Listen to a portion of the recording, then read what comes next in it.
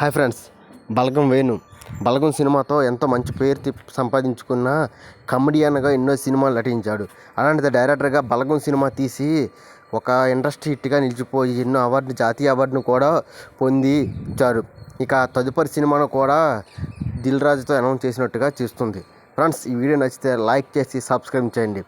బలగం సినిమాతో దర్శకుడిగా మారిన తొలి ప్రయత్నమే సూపర్ హిట్ కొట్టి బలగం వేణుగా గుర్తింపు తెచ్చుకున్నాడు.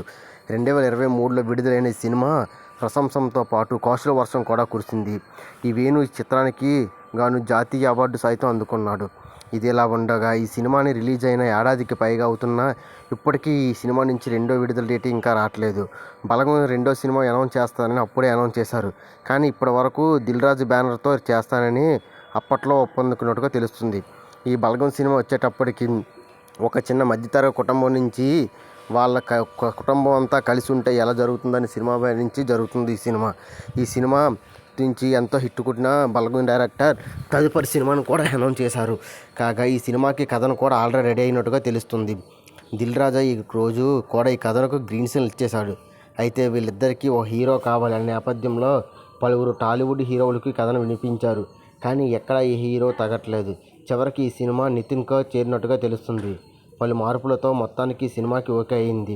అయితే ప్రజెంట్ ఇప్పుడు నితిన్ రాబిన్ హుడ్ తమ్ముడు సినిమాల్లో బిజీగా ఉన్నట్టు తెలుస్తుంది.